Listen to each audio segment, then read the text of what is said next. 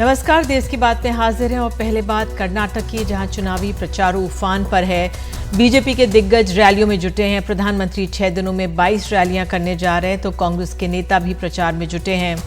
प्रियंका गांधी, राहुल गांधी के साथ मुख्यमंत्री अशोक गहलोत भी मैदान में उतरे हुए हैं और सभी चुनावी वायदे भी कर रहे हैं। तो इन चुनावी वादों में महिलाओं का अहम स्थान देखा जा सकता है। बीजेपी ने आज अपने घोषणा पत्र या प्रजाध्वनि में कुछ बातें हम सामने रख रहे हैं। 30 लाख महिलाओं को मुफ्त बस पास की बात कही है। महिला एसटी एससी घरों के लिए 10,000 का फिक्स डिपॉजिट की बात कही है। बीपीएल परिवारों को रोज आधा किलो नंदिनी दूध और बीपीएल परिवारों को हर साल मुफ्त 3 गैस सिलेंडर। बीपीएल परिवार को हर महीने 5 किलो श्री अन्न श्री धन्य राशन किट दिया जाएगा। उधर कांग्रेस ने भी महिलाओं के लिए वायदे किए हैं। हर गृहिणी के लिए 2,000 रुपए महीने में दिए जाएंगे। इससे 1.5 करोड़ महिलाओं को लाभ मिलेगा। अन्न भाग्य योजना के तहत 15 किलो चावल बीपीएल परिवारों को दिया जाएगा। तो बहरहाल ये कुछ ही वादे जिनका जिक्र हम सामने कर रहे हैं, लेकिन इनसे महिला वोटरों पर उनको फायदा मिलता है। महिला वोटरों की अहमियत समझते हैं और इन कर्नाटक विधानसभा चुनावों में देखें तो आधी सीटों में महिला मतदाताओं की संख्या 50% को पार कर गई है। कर्नाटक में करीब 112 सीट में महिला वोटरों की तादाद 50% से ज्यादा है। 224 विधानसभा सीटों में से 112 सीटें। 2018 में ऐसी करीब 67 सीटें थीं, यानी करीब 30% माना जाए। अब पिछले 5 सालों में महिलाओं का जो अनुपात भी है कर्नाटक में बढ़ा है। 1000 में अगर कहें तो 973 से बढ़कर अब 989 हो गया है। मैंगलोर शहर की बात करें तो यहाँ की जो दक्षिण सीट है वहाँ पे महिलाओं का अनुपात तो बढ़ ही गया है, 1091 हो गया है। महिलाओं के बाहर निकलकर वोट आने में भी बढ़ोतरी देखी गई है। 2013 में अगर 70.47% ने वोट किया था, तो बढ़कर 2018 जो पिछले चुनाव थे उसमें 71.53% हो गया। तो महिलाओं की तादाद 112 सीटों में जो ग्रामीण इलाके हैं वहां पर देखा गया ज़्यादा बड़ी है, जो 34 जिलों में 28 सीट्स में फैला हुआ है, जिलों में फैली हुई है। तो आज यही समझते हैं कि महिला वोटर कितनी महत्वपूर्ण है। और हमारे साथ बात करने के लिए बीजेपी की प्रवक्ता कर्नाटक से डॉक्टर सुधा आर हल्काई हैं और साथ ही सुजाता पॉल कांग्रेस की समर्थक हमारे साथ हैं। दोनों को आपका बहुत बहुत धन्यवाद जुड़ने के लिए। तो डॉक्टर सुधा, अगर मैं पहले आप ही से जानूं समझूं, ये जो महिला वोटर है बहुत अहमियत रखती है हर चुनाव में, लेकिन आज हम कर्नाटक की बात कर रहे हैं, इसमें काफी अहम है। सभी को नमस्ते। मैं समझती हूँ कि खाली इलेक्शन के टाइम पे महिलाओं को वोट का महत्व नहीं है। हर एक दिन में, हर एक रोज हमारे जिंदगी में महिलाओं का बहुत बड़ा नेतृत्व है और इसकी वजह से हम देख सकते हैं कि हमारी भारतीय जनता पार्टी ने महिलाओं को अधिकतर फैसिलिटीज दिया था एंड उसकी वजह से 2019 में मैक्सिमम लेडीज जो है, महिलाएं जो है वोट करे थे। जो इतने साल के जो अगर हम हिस्ट्री लेते हैं, डाटा लेते हैं, तो 2019 में maximum womens have been voting करे हैं। और कर्नाटक में मैं ये बहुत गर्व से और खुशी से मैं बोलना चाहती हूँ कि हमारी सरकार ने 5 साल में 1 करोड़ 20 लाख महिलाओं से ज्यादा बेनिफिट्स उनको दिया है। मतलब जो भी सरकार की तरफ से जो भी फैसिलिटीज थे, तो इतने 1 करोड़ 20 लाख महिलाओं ने उसका सबका उपयोग हुआ है और उनको फैसिलिटीज मिला है। तो उसकी वजह से महिलाएं यहाँ पे बहुत खुश है और महिलाओं को अधिक से अधिक तक फैसिलिटीज उनको दिया गया है, चाहे उनका हेल्थ का ले लीजिए, चाहे शिक्षण का ले लीजिए, या उनका उद्योग का ले लीजिए, या टेक इट एनी सेक्टर, मतलब कौन से भी आप जीवन के सेक्टर में ले लेते तो उनको पहले से पहले फैसिलिटीज दिया गया है। शौचालय को देख लीजिए, जल जीवन मिशन देख लीजिए, एलपीजी 38 lakhs एलपीजी कनेक्शन दिया गया है। तो ये मैं एक डॉक्टर हूँ, तो एक डॉक्टर होने की वजह से मैं बोल सकती हूँ कि एलपीजी गैस कनेक्शन देने की वजह से हमारे जो एयरबोर्न डिसीजेस है, जो लंग्स से डिसीजेस होता है, उससे हम ठीक है, बहुत सारे महिलाओं ठीक को, है, इतने सारे 38 लाख महिलाओं को उससे हम लोग बचा पाए हैं, and all the facilities have been given. ठीक है। आपका ये मजबूत दावा है कि आपका ये कहना है। अगर सुजाता मैं आपके पास आऊं, कांग्रेस ने भी कहा है कि सीधे जो हर गृहिणी है, हाउस वाइफ है, उसको 2000 रुपये महीना दिया जाएगा। तो एक तरह से जो महिला वोटर है वो कांग्रेस के लिए भी बहुत अहम है। निश्चित तौर पर, और महिला आधी आबादी है, और जैसा कि आपने आंकड़े अभी खुद ही बताए हैं कि आधी जो सीट्स हैं 112, उसमें महिला वोटर्स जो हैं वो अब 50% से ज्यादा हो गई हैं। और महिलाएं जो हैं, और कर्नाटका जैसे राज्य में जहां पर लिटरेसी रेट बहुत हाई है, महिलाएं बहुत समझदार हैं, लेकिन इस वक्त वे त्रस्त है। और किस चीज से त्रस्त है? वे महंगाई से त्रस्त है। वो उनके बच्चों को नौकरियां नहीं मिल रही, वो पढ़े लिखे हैं और उनको नौकरियां नहीं मिलती, तो इन सब चीजों से वो परेशान है। अभी मैंने सुना था 38 लाख एलपीजी सिलेंडर्स के बारे में, तो जो 400 का सिलेंडर होता था 1120 का हो चुका है कर्नाटका में। तो वहां पर एक दिक्कत आती है कि पैसे नहीं है तो आप खरीदेंगी कैसे। इसलिए ये खाली खोखली बातें रह गई हैं। इसी कारण से जो हम अपनी गारंटीज लाए हैं, अगर आप देखें तो वो गारंटीज दरअसल महिलाओं को देखकर ही बनाई गई है। उसमें आप गृह लक्ष्मी, जिसके बारे में आप बता रही थी कि 2000 रुपए प्रति माह महिलाओं को दिया जाएगा, गृह ज्योति है, 200 यूनिट बिजली दिया जाएगा। तो ये जो महंगाई से त्रस्त जनता है उसमें तो एक उनको तो मदद होगी, खास करके महिला को, जिसे अपना घर चलाने के लिए तरह तरह के जोड़ तोड़ करने पड़ते हैं। उधर उनके बच्चों को युवा निधि के तहत 3000 रुपए उनके ग्रेजुएट बच्चों को दिए जाएंगे, और 10 किलो चावल बीपीएल परिवारों को दिया जाएगा, जिससे महिलाएं सशक्त भी होंगी। लेकिन इसके साथ साथ हमने मुफ्त के बस राइड्स जो है, महिलाओं को बस पे ट्रैवल करने के लिए मुफ्त कर दिया है। तो महिलाओं को सशक्त करने के लिए सबसे पहला कदम होता है कि आर्थिक रूप से वे मजबूत हो। तो आर्थिक रूप से मदद करने के लिए हम ये योजनाओं को ला रहे हैं, और आगे भी और योजनाएं आती रहेंगी, क्योंकि महिला सशक्तिकरण हमेशा से कांग्रेस के लिए बहुत महत्वपूर्ण रहा है। बिल्कुल। अब इसमें डॉक्टर सुधा एक सवाल ये उठता है, जो फ्री बीज को लेकर हम सब जानते हैं कि बीजेपी ने आलोचना की है कि भाई फ्री बीज नहीं दी जानी चाहिए, लेकिन अगर हम चुनावी वायदे देखें, बीजेपी कांग्रेस के देखें, तो उसमें वो फ्री बीज की तरह से आप देखिए, मुफ्त में गैस सिलेंडर की बात की जा रही है, त्योहारों में गैस सिलेंडर फ्री की बात की जा रही है। तो जो ये फ्री बीज हैं, तो ये तो चुनावों के दौरान फिर ये कहा जा सकता है कि भाई पार्टियां इसी को बढ़ावा देती हैं। आपने बहुत अच्छा प्रश्न पूछा है। पहले तो मैं हमारे कांग्रेस की स्पोक्स पर्सन का जवाब देना चाहती हूँ कि अभी जो इन्होंने कहा है कि अगले इलेक्शन में अगर ये लोग जीत के आए तो 1 करोड़ से ज्यादा महिलाओं को ये सब उपलब्धियां देंगे। तो मैं ये पूछना चाहती हूँ कि ऑलमोस्ट 50 ईयर से ये लोग कर्नाटका में सत्ता में रहे हैं, तो 50 ईयर्स में इन लोगों को क्यों समझ में नहीं आया कि जब इतने सारे महिलाएं शौचालय को बाहर एक खुली हवा में जाते हैं तो उनपे क्या बीती होगी। तो उनके लिए क्यों शौचालय बनने का इन लोगों के दिमाग में नहीं आया? क्यों इनके दिमाग में नहीं आया कि ये औरतें जो है पानी भरने के लिए किलोमीटर ये भरने के लिए कितने किलोमीटर तक जाते हैं पानी लेके आने के लिए? क्यों उनको नहीं लगा कि इनको प्योर ड्रिंकिंग वाटर की फैसिलिटी इनको देना चाहिए? क्यों इनको नहीं लगा कि इनके लिए ठीक है, सुजाता का रिप्लाई ले लेते हैं। सुजाता जल्दी से रिप्लाई कीजिए। ये फ्री बीज वाली बात आपको भी सबको याद आ रही? जी मैं और फ्री बीज के बारे में आप पूछें तो मैं उसका भी रिप्लाई दे देती हूँ। हम लोगों ने जो भी दिया है वो बिलो पॉवर्टी लाइन, ठीक है, बिलो पॉवर्टी लाइन दिया। जी देखिए, जब हम बात करते हैं भारत देश की, तो भारत देश आजाद हुआ था 1947 में, और उस समय हमारे देश में एक नीडल भी नहीं बनता था मैडम।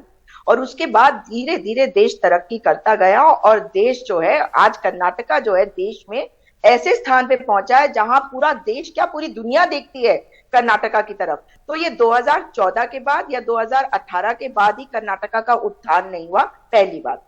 दूसरी बात, हर चीज में धीरे धीरे करके हम आगे बढ़े, तभी हमने आपको देश को ऐसी स्थिति में दिया जहां पे आप देश को आगे बढ़ा सकते थे, राज्य को आगे बढ़ा सकते थे। मगर आप जब राज्य में आए हैं तो आपने राज्य को केवल जो घूसखोरी वाली सरकार दी है, एक पेसीएम दिया है, और आज जो प्रधानमंत्री जी है उनको कमान संभालनी इसलिए पड़ रही है क्योंकि आपके पास नेतृत्व नहीं है। आप बता दीजिए कि आपके नेताओं में से, आप तो चेहरों पे चुनाव लड़ते हैं, कौन सा चेहरा है जिसको लेकर आप कह सकते हैं कि वो मुख्यमंत्री बनेंगे? कभी नहीं कह पाएंगे आप। पहले बहुत कहते थे, वो कोई राजनीतिक दल नहीं कहता, लेकिन जो फ्रीबीज की बात है मैं उस पर कहना चाहती हूँ जी, मैं उसी पे आ रही हूँ।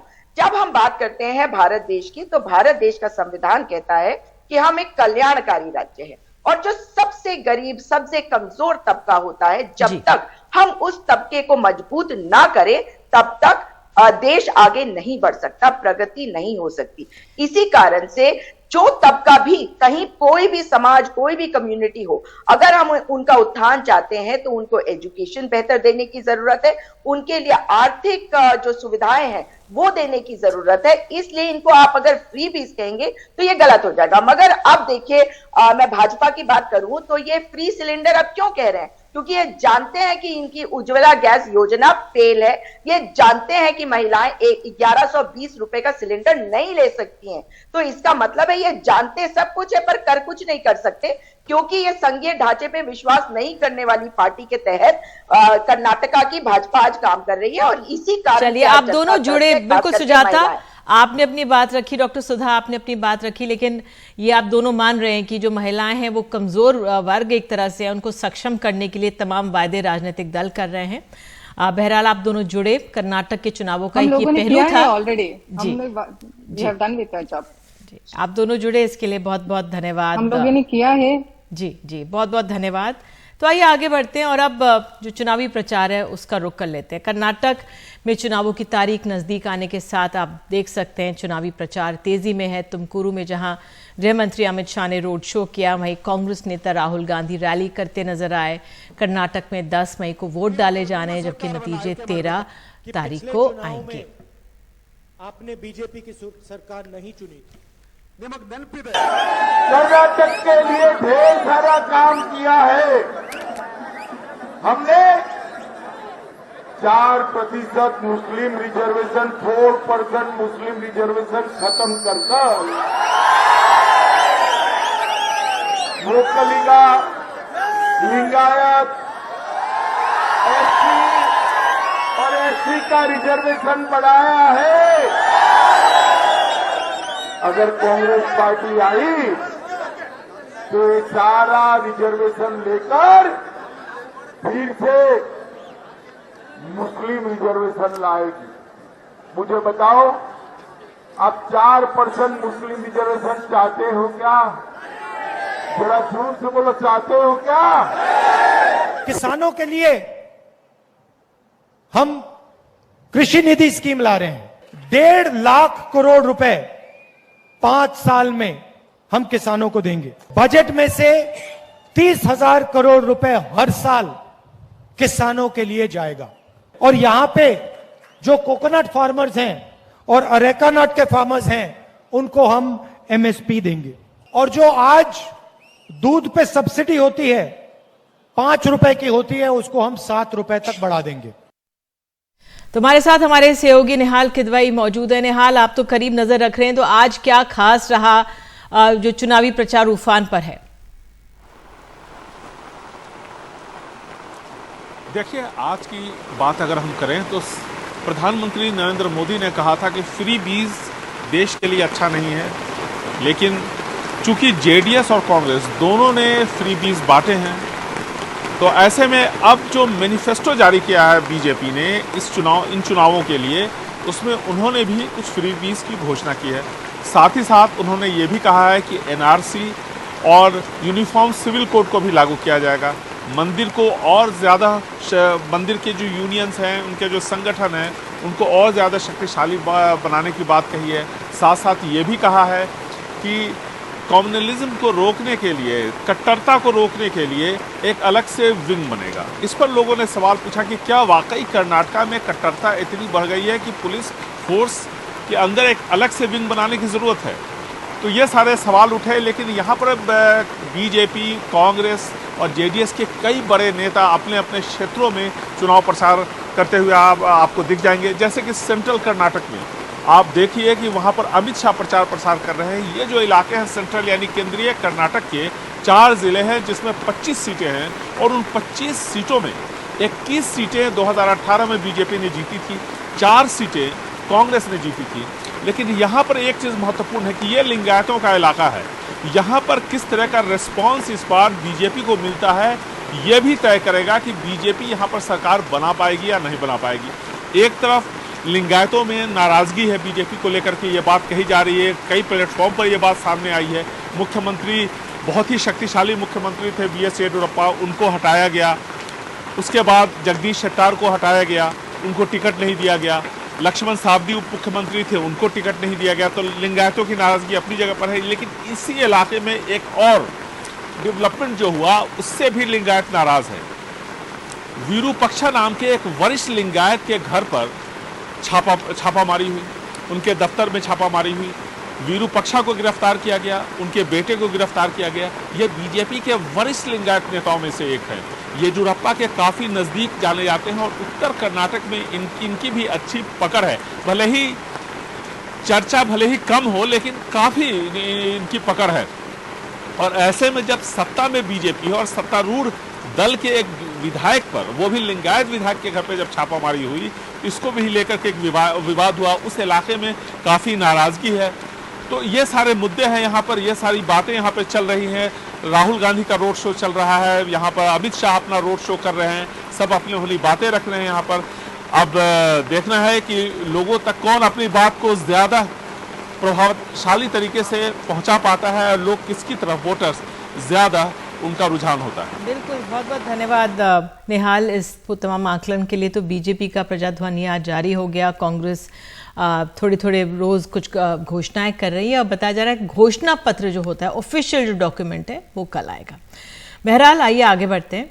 यूपी निकाय चुनाव में बीजेपी और समाजवादी पार्टी ने पूरी ताकत लगा दी है। आज मुरादाबाद में मुख्यमंत्री योगी आदित्यनाथ ने समाजवादी पार्टी की पिछली सरकार पर जमकर वार किया। उन्होंने कहा कि 2017 में पहले प्रदेश में कानून व्यवस्था पूरी तरह से चरमरा गई थी, माफियाओं का राज चल रहा था, साथ ही शहर कूड़े का ढेर बने हुए थे। लेकिन बीजेपी की सरकार आने पर कानून व्यवस्था पटरी पर आई है और युवाओं के हाथ में तमंचे नहीं, टैबलेट हैं। और इससे पहले कल संत कबीर नगर में अखिलेश यादव ने एक रैली में बीजेपी पर जमकर वार किया था। उन्होंने कहा था कि डबल इंजन की सरकार के दोनों इंजन आपस में टकरा रहे हैं।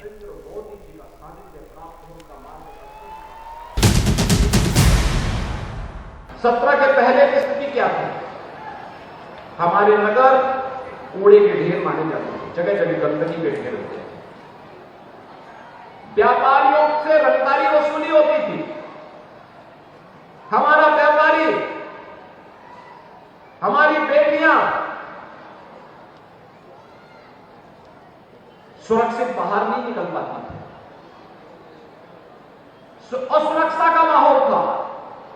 पर्व और त्योहार आते थे, दंगों का एक माहौल बन जाता था, भय और दहशत का माहौल बन जाता था। और प्रदेश के अंदर हमारी युवा शक्ति, जो भारत की सबसे बड़ी ताकत है, हमारी सबसे बड़ी ताकत है, उस युवा शक्ति को पढ़ने की बजाय पार्टी विशेष के लोग उनके हाथों में तमंचे पकड़वाते थे।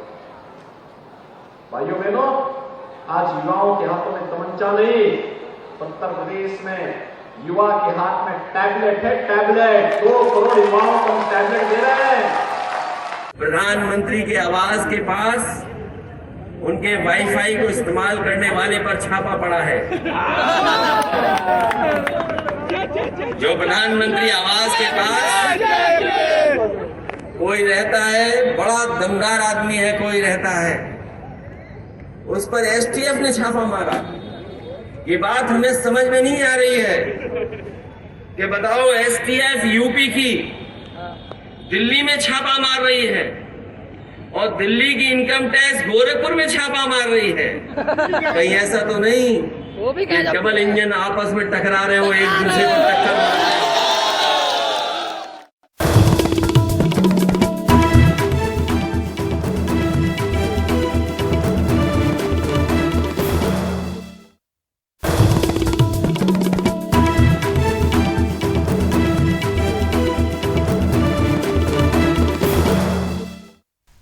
7 महिला पहलवानों के साथ यौन शोषण के मामले में दिल्ली पुलिस आरोपी बृजभूषण शरण से अभी तक पूछताछ नहीं की है और न ही उनके खिलाफ कोई कार्रवाई की है। दिल्ली पुलिस इस मामले में कुछ भी बोलने से बच रही है।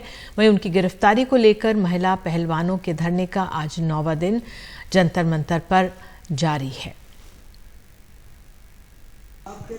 जंतर मंतर पर महिला पहलवानों का धरना 9वें दिन भी जारी है। आपको तन से, मन से और धन से समर्थन होगा। पहलवानों का समर्थन करने के लिए खाप पंचायतों, विपक्षी पार्टियों और किसान संगठनों से जुड़े लोग लगातार पहुंच रहे हैं। सोमवार को कांग्रेस नेता नवजोत सिंह सिद्धू और हरीश रावत भी पहुंचे। सबसे पहली बात,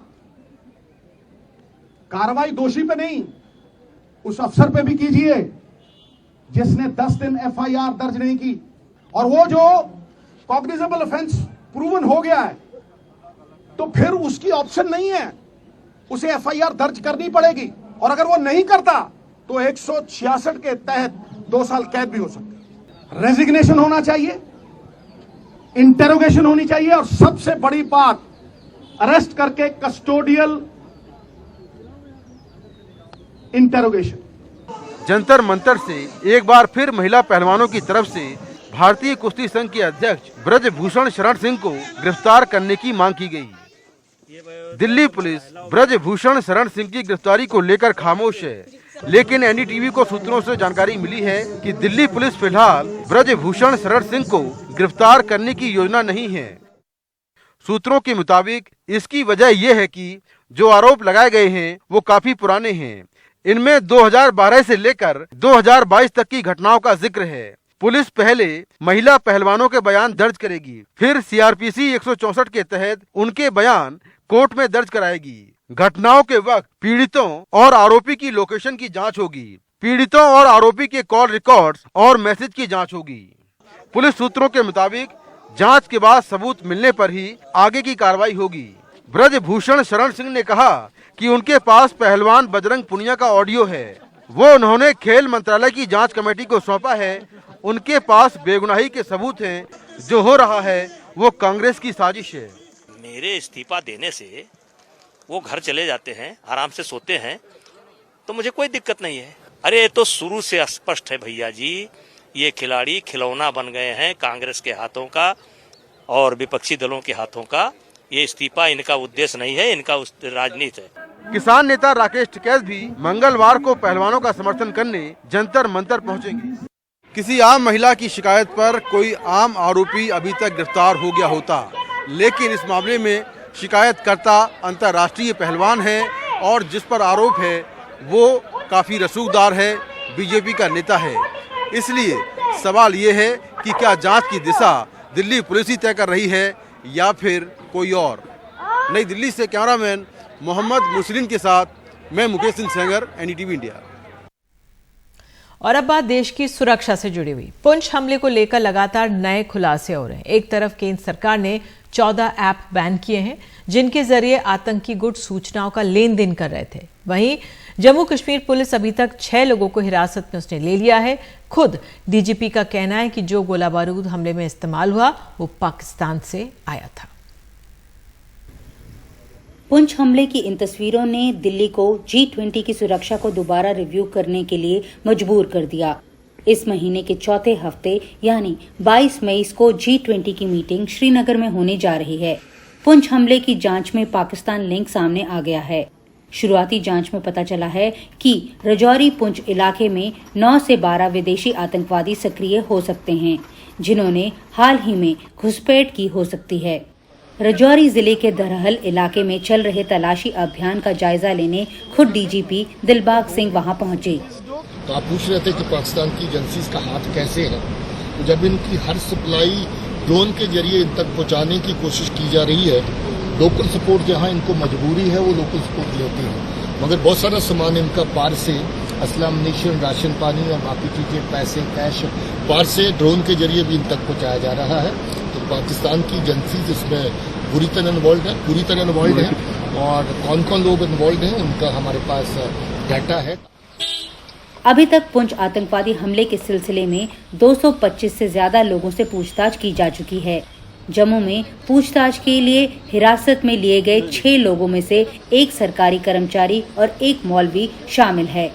ये कार्रवाई पुलिस ने एजेंसियों द्वारा साझा किए गए खुफिया इनपुट के आधार पर की है। डीजीपी दिलबाग सिंह के मुताबिक आरोपियों में से एक की पहचान निसार अहमद के रूप में हुई है, जिसने कबूल किया है कि वो और उसका परिवार हमले में शामिल थे। ये लोग पिछले 2 से 3 महीनों से आतंकवादियों की मदद कर रहे थे। हमले के लिए पाकिस्तान से भेजा गया गोला बारूद और ग्रेनेड भी इन लोगों ने ही दिया था। उधर भारत सरकार ने 14 मोबाइल ऐप्स को बैन कर दिया है, जिनका इस्तेमाल आतंकवादी पाकिस्तान में जम्मू कश्मीर की गुप्त जानकारियां भेजने के लिए कर रहे थे। ऐप्स का उपयोग आतंकी अपने समर्थकों और ऑन ग्राउंड वर्कर्स से संवाद करने के लिए कर रहे थे। इस महीने के अंत में श्रीनगर में G20 मीटिंग होने वाली है। उसे लेकर लगातार जो है सिक्योरिटी रिव्यू न सिर्फ जम्मू कश्मीर में चल रहा है, बल्कि केंद्रीय गृह मंत्रालय में भी चल रहा है। जानकारी अब ये मिल रही है कि एक उच्च स्तरीय जो डेलीगेशन है होम मिनिस्ट्री से, वो जल्द ही श्रीनगर जाएगा ताकि वो वहां पर जाकर एक बार फिर से G20 की सिक्योरिटी को रिव्यू कर सके। नई दिल्ली से Nita Sharma, India TV India के लिए। फर्जी कॉल्स और एसएमएस को बाय बाय करने का समय आ गया है, क्योंकि इसके लिए टीआरआई ने कमर कस ली है। ज्यादा जानकारी दे रही है हमारी सहयोगी साक्षी बजाज। स्पैम कॉल्स और एसएमएसेस को जो है अब हम अलविदा बोल सकते हैं। जी हाँ, आप और मेरे जैसे जो कस्टमर्स हैं, अब हम जो स्पैम कॉल्स और जो एसएमएसेस जो हैं, जो कि अननोन नंबर से आते थे, जो हमें परेशान करते थे, उसको अब हम अभी के लिए अलविदा कह सकते हैं। ऐसा क्यों? ऐसा इसीलिए कि जो इंडिया की टेलीकॉम रेगुलेटरी बॉडी है, उन्होंने जो है टेलीकॉम कंपनीज के साथ काफ़ी सारी मीटिंग्स की हैं और इस दौरान उन्होंने एक फैसला अब जो है आज से हम उम्मीद करते हैं कि ये इम्प्लीमेंट होगा और हम जैसे कस्टमर्स को एक राहत मिलेगी। तो ये फैसला क्या है? ये फैसला ये है कि जो एआई है, यानी कि आर्टिफिशियल इंटेलिजेंस, उसे बोला गया है कंपनीज को, टेलीकॉम कंपनीज को बोला गया है और मैंडेट दिया गया है कि एआई को यूज करें और जो है ऑटोमेटिकली जो एसएमएस सर्विसेज थी या जो कॉल की सर्विसेज थी, फेक कॉल की, उनको जो है ऑटोमेटिकली एआई से ये फिल्टर हो जाएं और अभी आपके और मेरे तक ये कॉल्स और ये मैसेजेस ना आ पाए। तो ये एक फ्रेश उम्मीद है कि अब से हमें फेक कॉल्स से और यहाँ की एसएमएस से छुटकारा मिल जाएगा।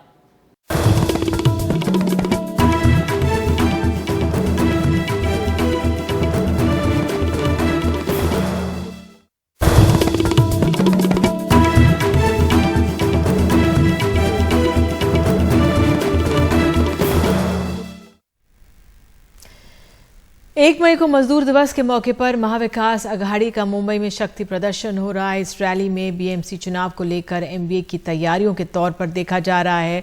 राज्य में अजीत पवार को लेकर चल रही तमाम अटकलों के बीच आज की रैली को ये अहम है और एमवीए ने आज की रैली का नाम वज्र मूठ रैली दिया है। हमारे सहयोगी सोहित मिश्र हमारे साथ मौजूद हैं। सोहित, वहां से क्या जानकारी, कौन कौन नेता पहुंचे, क्या क्या इससे संदेश देना चाह रही है महाविकास अघाड़ी? जी देखिए, अगर मंच की तरफ आप ध्यान दें तो अभी जो रैली है उसकी शुरुआत की जा रही है और यहाँ पर बड़े पैमाने पर अभी देखिए आदित्य ठाकरे पहुँच चुके हैं, संजय राउत पहुँच चुके हैं, छगन भुजबल अभी पहुँचे हैं।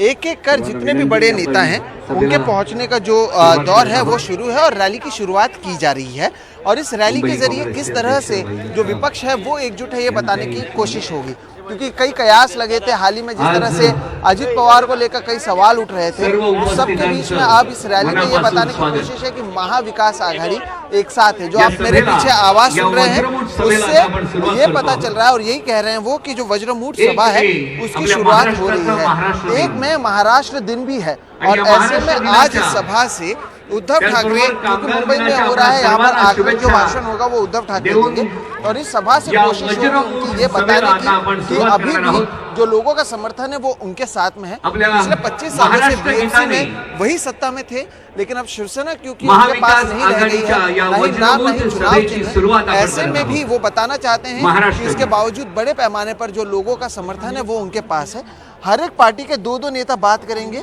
कांग्रेस के 2 नेता, उसके बाद एनसीपी के 2 नेता और शिवसेना के 2 नेता यहाँ पर, शिवसेना उद्धव बाला साहेब ठाकरे ग्रुप के 2 नेता बात करेंगे। अजित पवार खुद यहाँ पर शामिल रहने वाले हैं और उनके साथ ही और भी एनसीपी, कांग्रेस और शिवसेना उद्धव बाला साहेब ठाकरे के सभी बड़े नेता रहेंगे।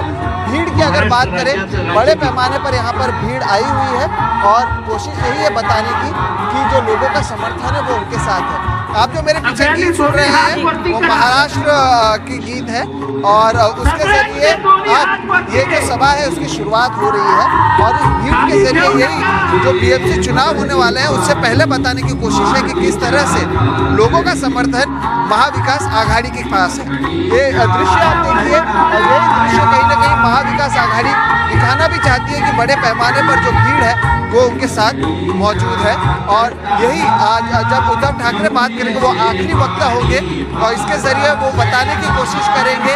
विपक्ष सरकार पर तो हमला करेंगे ही, लेकिन दूसरी तरफ जिस तरह से भी हाल ही में एपीएमसी चुनाव हुए तो वहाँ पर भी महाविकास आघाड़ी ने अच्छा प्रदर्शन किया, उसका भी जिक्र उनकी ओर से किया जाएगा। तो इसलिए ये जो रैली है, जो 7 रैलियाँ होंगी उसमें ये तीसरी रैली है जो मुंबई में हो रही है, काफी महत्वपूर्ण है अगर महाविकास आघाड़ी की बात करें तो।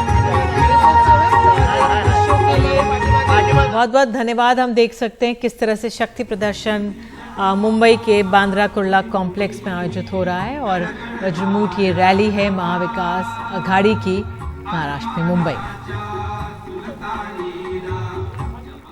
तो इस खबर पर हम आगे भी जाते रहेंगे और आइए बात करते हैं अब दिल्ली की। दिल्ली में 14वीं सदी का एक किला है तुगलकाबाद किला। आर्कियोलॉजिकल सर्वे ऑफ इंडिया द्वारा संरक्षित इस किले में छोटी मोटी छेड़छाड़ करना भी जुर्म है, लेकिन यहाँ एक पूरी कॉलोनी बस गई। अब क्या हो रहा है, देखिए ग्राउंड रिपोर्ट।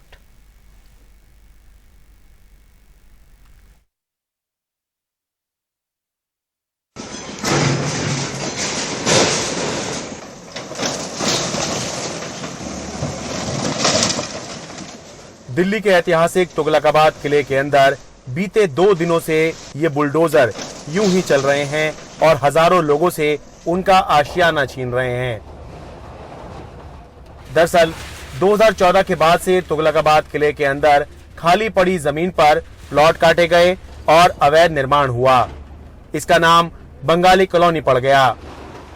इस कॉलोनी में ज्यादातर दिहाड़ी पर काम करने वाले, घरों में काम करने वाले या छोटा मोटा व्यवसाय करने वाले लोग रहते हैं।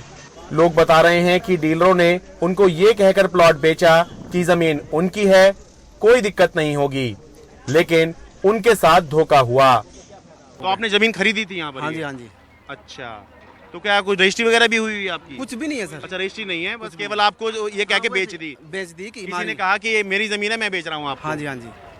अच्छा, तो ये करके कितने में आपका जमीन आपने खरीदी, कितने का वो है आपका? सर जमीन तो हमने 6 लाख रुपए खरीदी थी और बनाने में लग गया पैसे।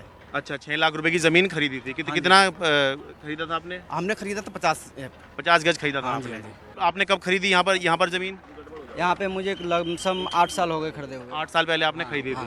तो कितने में कितनी जमीन खरीद ली थी आपने? जी, मैंने लिया था उस वक्त 7,500 रुपए गज। अच्छा। और पुलिस वाले ने लिया था 1000 रुपए गज और किले वाले ने लिए थे 500 रुपए गज बनाने का। मतलब पता आपको भी था कि यहाँ पर ये जगह सही नहीं है? सही नहीं है, पर पुलिस वाले और यहाँ के डीलर यकीन दिला रहे थे कि नहीं टूटेगी। पुलिस वाले यकीन के साथ बोल रहे थे कि मुझे 1000 रुपए गज दो, नहीं टूटेगी, ऐसी कोई दिक्कत नहीं आएगी। किले वाले 500 रुपए गज लेते थे, बोलते थे ऐसी कोई दिक्कत नहीं आई, इतनी बड़ी बस्ती पीछे बस गई तो इधर भी बसी जाएगी, नहीं टूटेगी। 5 साल हो गए हमने लिया। जब लिए थे तब उस टाइम हमको क्या बोले थे कि तुम्हें कोई डर नहीं, देखो सब लोगों ने ले लिया, अब पक्का करके घर बनाओ, तुम्हें कोई नहीं हटा सकता। आनंद ने मेरे को डबल रुपया लिया, एक बार लिया 2.5 लाख, फिर लिया 2.5 लाख। आनंद ने ले लेके मेरे को दिलासा देके फिर यहाँ पे पहले सबसे पहले मेरे को घर बनवाया, पक्का करके घर बनाओ, नहीं तोड़ेगा। अब जब ये जो हिसाब किया उनने जो तोड़ा, इनको उन लोगों को सजा देना चाहिए ना। आपका भी मकान टूटा है या टूट चुका है? दो टूट गया, मेरा 2 टूटा है। आपके 2 मकान टूटे हैं? हाँ जी, एक लड़की का, एक मेरा। अच्छा, आपकी बेटी का भी और आपका दोनों का टूट गया? हाँ, दोनों का टूट गया। अच्छा, तो ये बताइए आपने मकान यहाँ क्यों बनाया जब किले के अंदर की जमीन है, एएसआई की जमीन है, मकान क्यों बनाया आपने? तो डीलर ने बेच दिया तो इसलिए हम लोग खरीद के बनाए, गरीब आदमी पेट काट के बोलिए हम लोग जमीन खरीद के उसके बाद बनाए। पैसा बहुत मेहनत करके लाए हम लोग, पेट काट के बनाए जमीन।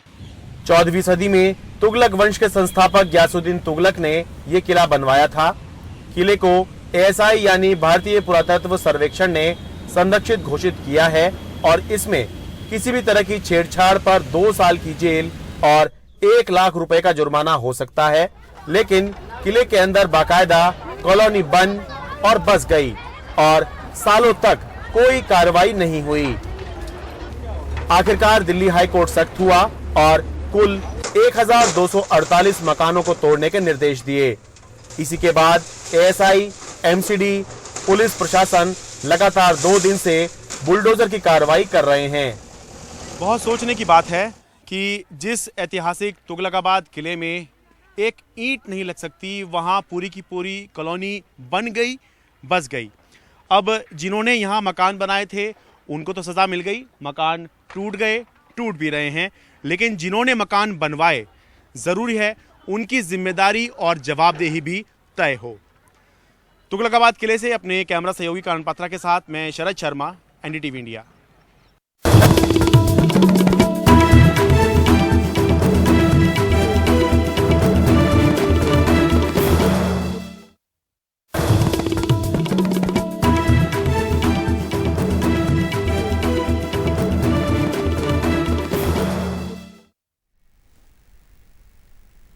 बात क्रिकेट की। इस बार के आईपीएल में कुछ कम नाम वाले खिलाड़ियों ने अलग छाप छोड़ी है। उत्तर प्रदेश के भदोही जिले के रहने वाले यशस्वी जायसवाल भी ऐसे खिलाड़ियों में शुमार हैं। राजस्थान रॉयल्स के इस खिलाड़ी ने रविवार को मुंबई इंडियंस के खिलाफ तूफानी शतक जड़ा। कुछ दिन पहले यशस्वी ने चेन्नई के खिलाफ 42 गेंदों में 77 रन के आतिशी पारी खेली थी और मुंबई में संघर्ष के दिनों में यशस्वी ने क्रिकेट खेलने के लिए तबेले में काम किया और सड़क पर पानी पूरी भी बेची थी। मेरे पापा भी बोले, बेटा कुछ अगर करना है, तेरे को बनना है, खेलना है बड़ा क्रिकेट, तो रह अकेले। अकेले पड़ जाते हो सर, अकेले रहना इतना आसान नहीं है। तकलीफ तो होती थी, याद भी आती थी बहुत, पर लेकिन मैं यही बोला था मम्मी पापा को कि कुछ पाने के लिए बहुत कुछ खोना पड़ता है। यहाँ पे आया, पापा अपने चाचा मतलब उनके भाई के यहाँ रह रहे थे, मैं भी कुछ दिन रहा और उसके बाद मैं सोचा कि वहाँ भी मैं उनके ऊपर बोझ बनूँ, इससे अच्छा मैं कहीं और जाके रहता हूँ। तो मैं चाचा को बोला तो उन्होंने एक श्याम डेयरी था तो उन्होंने वहाँ पे करवा दिया मेरा रहने का। प्रैक्टिस तो करता था पर काम उतना हो नहीं पाता था, तो एक दिन अचानक से ऐसे निकाल दिया। जी मैं बोला, देख मेरे पास भी रूम तो नहीं है, मैं यहाँ रहता हूँ, ग्राउंड पे काम करता हूँ, तू भी मेरे साथ में रह, खा पी और अपनी हेल्प कर। रात को क्या होता था कि अभी रात को एक अंकल बोले कि चल यार मोंटी अभी तू इतना कर रहे है तो मेरा भी थोड़ा हेल्प कर दे, मेरा भी काम हो जाएगा। तो मैं रात को जाता था, पानी पूरी बेचता था। एक दिन ऐसा हुआ, मैं जिन लड़कों के साथ खेलता था वो पानी पूरी के शॉप पे आ गए, वो मुझे देख रहे थे, मुझे बहुत बुरा लगा और मैं भाग गया वहाँ से। तभी ऐसा सिचुएशन हो गया था, मैं थक गया था एकदम। 2020 में यशस्वी का यश पूरी दुनिया में फैल गया जब राजस्थान रॉयल्स ने उन्हें 3.25 करोड़ रुपए में खरीदा। जिन सड़कों पर सोते हुए यशस्वी ने सपने देखे थे, अब उन सड़कों पर उनके नाम की तस्वीरें हैं। अगर मैं जाता हूं तो मैं वही कोशिश करता हूं कि मैं अच्छा करूं, बस अपने टीम के लिए, अपना जो मेहनत करता हूं रोज उसके लिए, वही मेरा है। और of course I am really working to play for India and that's my dream to play for India. Then I am just chasing my dream I think.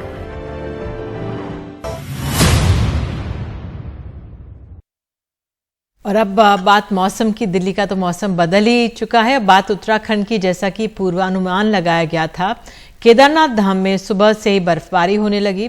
इस इलाके में सुबह से ही बारिश थी और ऊंचे इलाकों में बर्फबारी हुई। फिलहाल तो 4 धाम यात्रा रोक दी गई है, लेकिन आगे के लिए भी जिला प्रशासन ने लोगों से अपील की है कि वो मौसम के पूर्वानुमान के हिसाब से ही आगे बढ़ें और यात्रा करें। बच्चों, बुजुर्गों को खास एहतियात बरतने की सलाह दी गई है।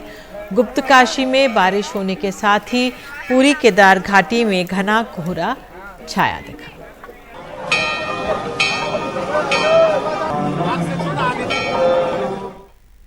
और इसी के साथ देश की बात में आज के लिए इतना ही। नमस्कार।